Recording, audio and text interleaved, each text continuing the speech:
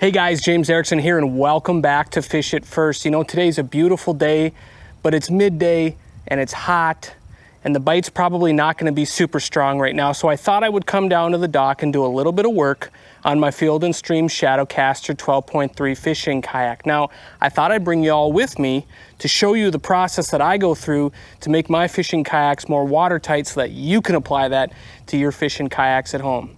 So, let's get to it. Now in a traditional kayak, you're going to sit in the hull and those can gather water pretty easily. But a fishing kayak typically is a hollow hull that you sit on top of with the seat resting up above it like that. However, these hollow hulls still have areas where they can collect water, namely in the hatches and back in the rod holders, or essentially anywhere where they have drilled through into the hull. If we raise the hatch, you can see it's pretty dry in there. We had some rain last night, but there's still a little bit of water down within the kayak, so not completely watertight.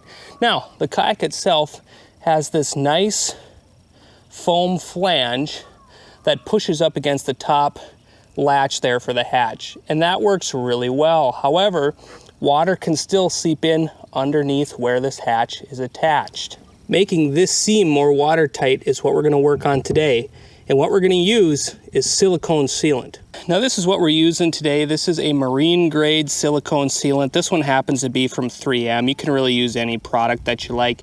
Important on this is if you look at the strength caliber here, this is on the low strength or the removable. This would be different from a marine grade adhesive. That's going to be more of a permanent option. That could be above and below deck. This is going to be an above deck option. But the nice thing about this is that if you ever need to remove this in the future, you're going to be able to easily do that. So the first thing that you want to do is actually nothing at all if modifications to your kayak are going to void your warranty. So make sure that you understand your warranty before you start. If you have understood all that and you want to move forward, here's what we're going to do. First step will be removing the screws. I recommend that you do this by hand and not with a screw gun.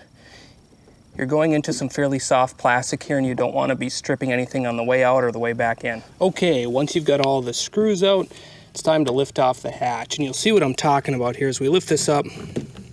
There's really nothing here. There's no gasket, nothing. Just this piece of plastic. Now there is a little gasket that rides on the inside and that's okay, but we're going to make that even better. All right, so before we begin putting the silicone sealant layer down, we want to make sure that this surface is as dry as possible. So just come in here and get all of that. Next thing that you want to do is prep this surface. Now, isopropyl alcohol is probably a good option if you happen to have, like I do, a lot of lens wipes laying around. These actually can work great as well, so this is what we're going to use.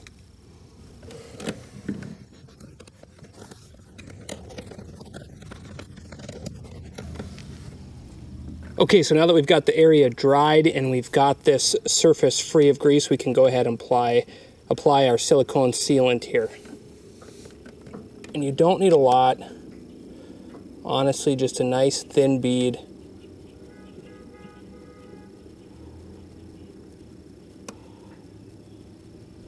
But you don't want any gaps. You want that bead to be fluid all the way through.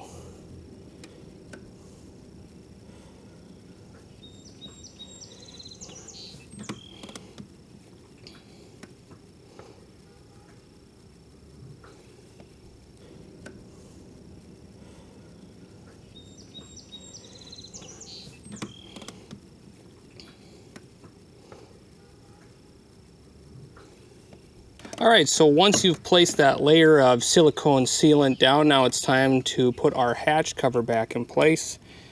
And we want to put this on as straight in there as possible. There we go. Without too much shifting. All right, so we got our screws back in, our hatch is reinstalled. Remember, when you're putting those screws in, don't over tighten them. Next step is for you to wait the recommended amount of time for that sealant to basically cure, and that's going to be based off of your particular sealant's label. Just check on the back of the label there for that time. You can close your hatch, leave it alone once you've waited that cure time. So now I'm going to apply that exact same process on my rod holders on this boat. Thanks for joining me. I hope you learned something today, and I hope you're able to make your fishing kayak more watertight. Until next time, tight lines.